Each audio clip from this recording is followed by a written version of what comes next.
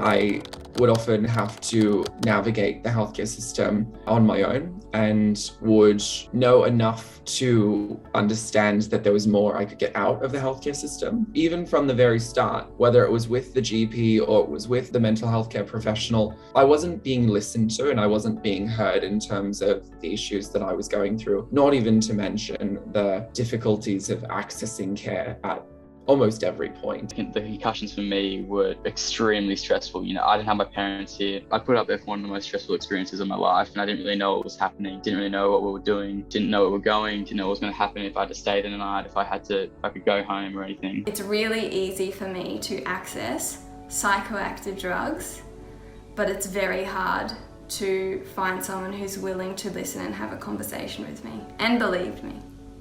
I felt that I wasn't guided in the direction that I needed to be guided in order to get the answers and to access that level of healthcare that I really needed. I actually found a lot of the difficulties were the amount of information that was given to my parents as opposed to me, difficulties with not being given the complete picture, not really being provided enough information to choose between services. I need to feel like I have all my options on the table. I need to feel like I know who, how, where and when to access a service and how those services actually work. Encourage me to help myself rather than tell me what to do.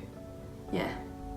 Young people are emerging into their own agency and developing their own independence. And then if you're transitioning immediately from a pediatric framework to an adult framework, you're not actually providing the individual the skill set to move from one system to another. So I think it's about recognizing the stage of life. I think it's about recognizing the different illnesses that people experience at that age compared to when they're children or adults. And also recognizing that a little bit more proactive support can be required.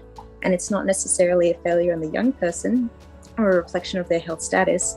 It's just a very normal response and a very normal support required for that age group so that they can eventually become fully independent within the adult system. Having everything there to support people transitioning between those stages of their life, that is crucial because so many things change in that time frame. Your body's going through hormonal changes, that can affect symptoms, that can affect medication dosages, treatments, consent changes as well. There's a lot of different things in that area that really just glazed over.